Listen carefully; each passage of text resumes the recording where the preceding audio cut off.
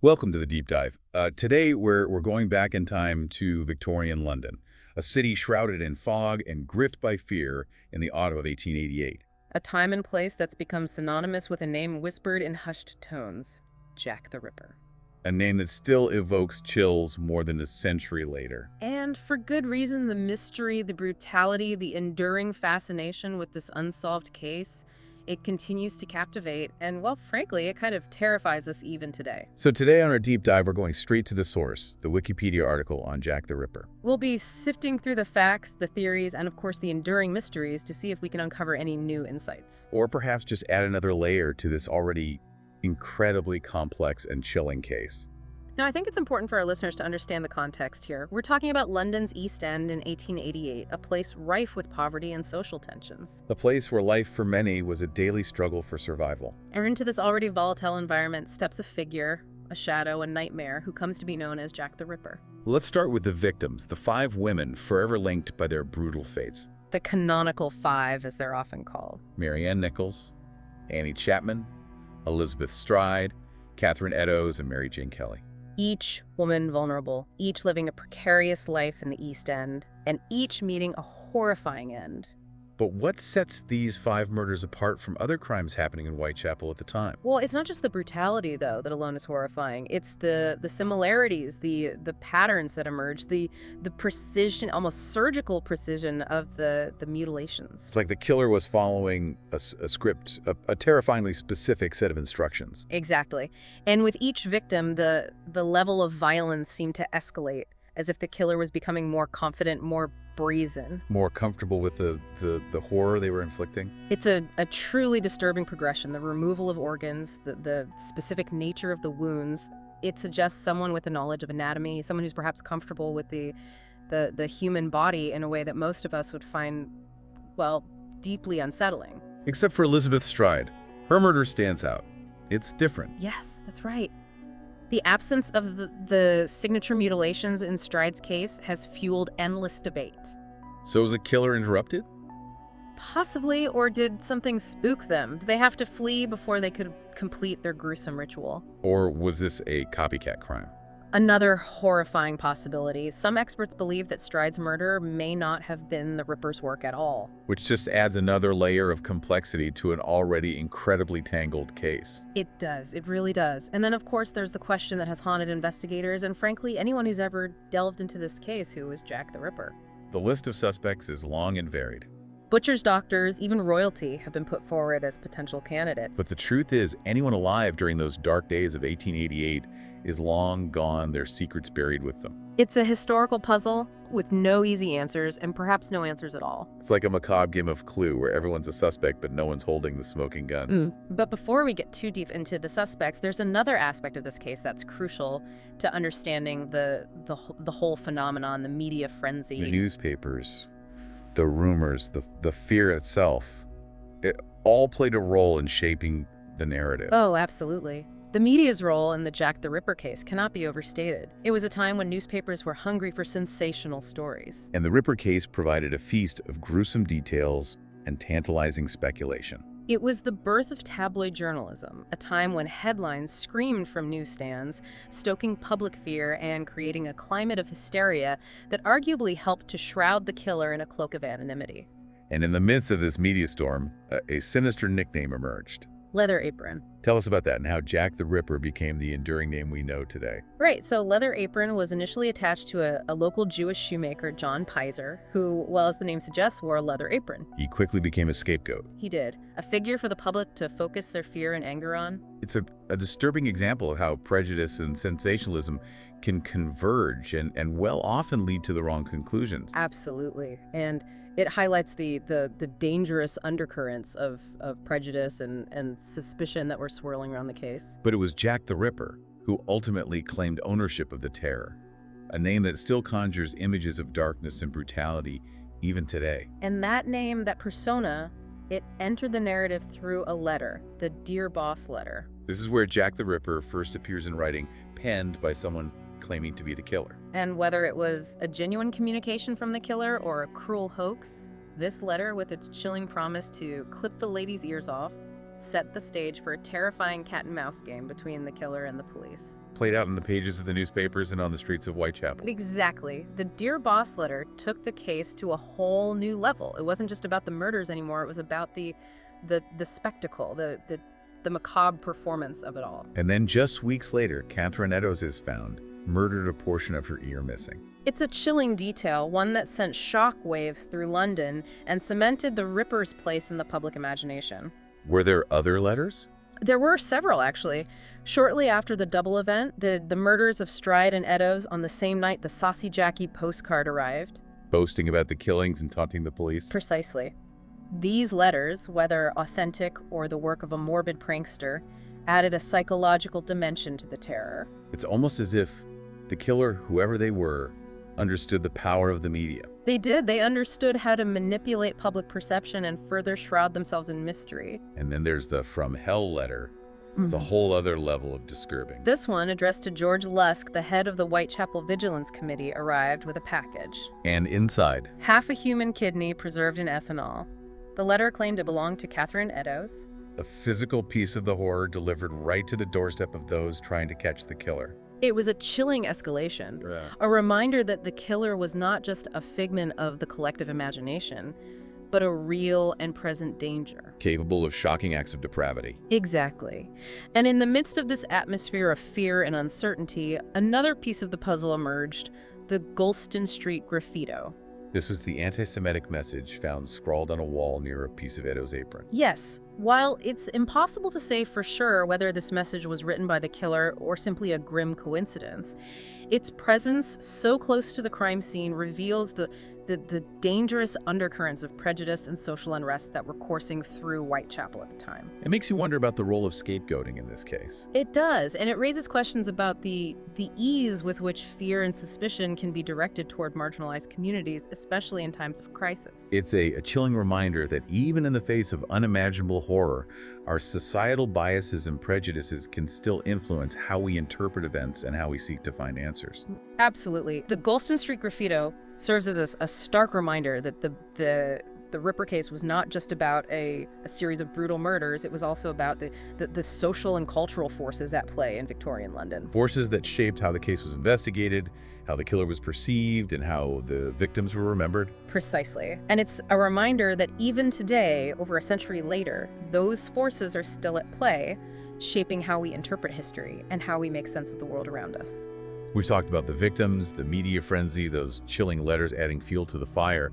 But what about the people trying to solve this horrifying puzzle?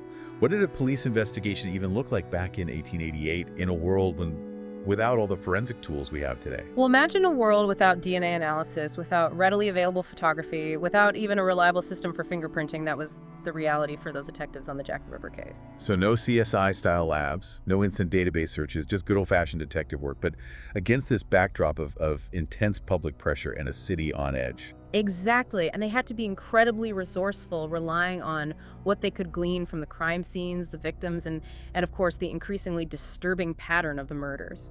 It's fascinating to think they were building a psychological profile of the killer just based on his actions. But we're talking about Whitechapel in the late 19th century. A densely populated area. How do they even begin to narrow down suspects? It was a monumental task. They conducted over 2,000 interviews, investigated hundreds of individuals, and detained dozens who fit their rudimentary profile or had some connection to the victims. So trying to reconstruct the killer's movements and motives from a patchwork of eyewitness accounts, many of which were probably contradictory or unreliable. Exactly. It was like trying to assemble a jigsaw puzzle with half the pieces missing and the others faded with time. And all this while, the newspapers are churning out stories. Rumors are spreading like wildfire. The public's demanding answers. Did they ever come close? Were there any suspects who really stood out? There were several, each with their own tantalizing thread of connection to the case individuals who fit the profile, who had a history of violence, who vanished from Whitechapel around the time the murders stopped. But without concrete evidence, without that smoking gun, doubt always lingered. And of course, the passage of time has only made it more difficult to separate fact from fiction. It has. It really has, which is part of what makes this case so endlessly fascinating. So the police were facing an almost impossible task. But what about the public? How did ordinary Londoners react to this terrifying specter haunting their streets? Fear was palpable. Imagine the dread, the uncertainty, knowing that a killer was stalking the shadows, preying on the most vulnerable members of society. Did they simply lock their doors and hope for the best? Some did, of course, but others, fueled by a mixture of fear and frustration with the lack of progress in the investigation, took a more proactive approach. So they weren't just passive victims, they were trying to fight back. They were a group of citizens formed the Whitechapel Vigilance Committee, essentially a group of vigilantes determined to protect their community. Vigilantes patrolling the streets, searching for Jack the Ripper. It sounds like something straight out of a penny dreadful, a fictional horror story come to life. It was a desperate time, and for many, taking up a lantern and walking the streets at night offered a sense of control, a way to fight back against the terror that had gripped their lives. It must have been a terrifying experience walking those dark streets, knowing that a killer might be lurking around any corner. Did their efforts yield any results? Well, while they did gather some information and perhaps offered a temporary sense of security to the community, ultimately their efforts, like those of the police, were met with frustration. The Ripper, whoever he was, remained elusive. A phantom disappearing back into the fog and shadows from which he'd come. So a city paralyzed by fear, a police force struggling to make headway in an investigation hampered by limited technology and a deluge of information, and a killer who seemingly vanished into thin air. It's a chilling tableau, and one that continues to fascinate us even today. And that brings us to the question of legacy. Why, over a century later, does Jack the Ripper still matter? Why does this case continue to capture our imaginations to fuel endless speculation and debate? So we've walked those cobbled streets of Whitechapel, peered into the dimly lit alleys, examined the chilling evidence left behind by a killer who vanished well over a century ago.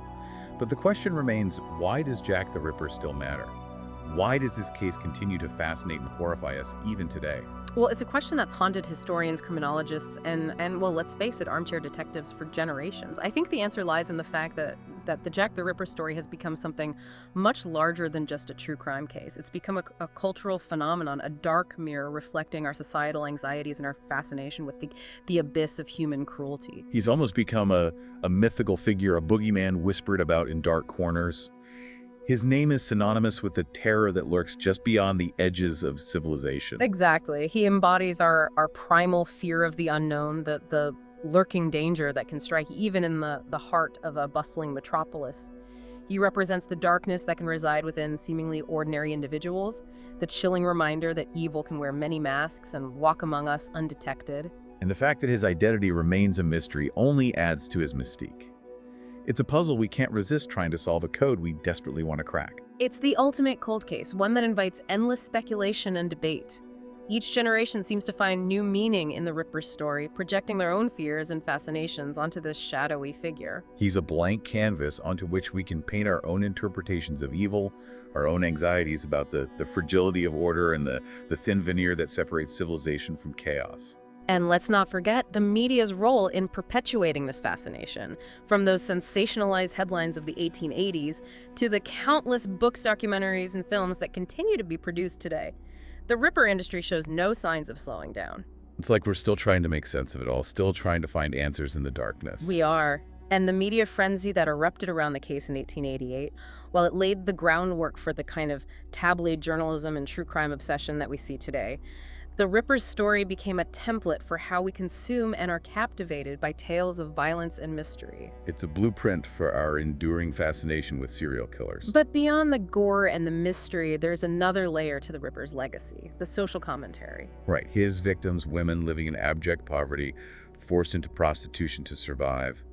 They highlight the harsh realities of Victorian London, the stark inequalities and injustices that simmered beneath the surface of society. Their tragic fates shine a light on the dark underbelly of a society grappling with rapid urbanization, poverty, and the exploitation of the vulnerable. The Ripper's story forces us to confront not only the darkness of the human soul, but also the societal conditions that can create fertile ground for such darkness to flourish. It's a chilling reminder that sometimes the most horrifying crimes reveal deeper societal ills, the cracks in the foundation upon which we build our sense of order and security. So what does this all mean? Why should we care about a serial killer who terrorized London over a century ago? Because his story, though, rooted in a specific time and place speaks to universal themes that continue to resonate with us today. The nature of good and evil, the allure, the unknown, the fragility of society, the enduring power of fear. These are all elements that transcend time and continue to shape our understanding of the world and ourselves. It's a cautionary tale, a reminder that even in the most civilized societies, shadows lurk and monsters can emerge from the fog. And perhaps that's why Jack the Ripper remains relevant, even in a world saturated with true crime stories. He's a ghost that continues to haunt us, a chilling embodiment of the darkness that lies just beneath the surface of our carefully constructed realities. So as we step back from the fog-choked streets of Whitechapel and return to the present, we leave you with this. What will your interpretation of the Ripper's legacy be? Will you delve deeper into the mystery, searching for clues to his identity? Or will you explore the social and psychological factors that gave rise to such a figure, seeking answers in the shadows of history? The answers, like the fog that shrouded those autumn nights in 1888, remain elusive, but the search, as always, is part of the fascination. The deep dive is always open to new insights, so let us know what your theories are.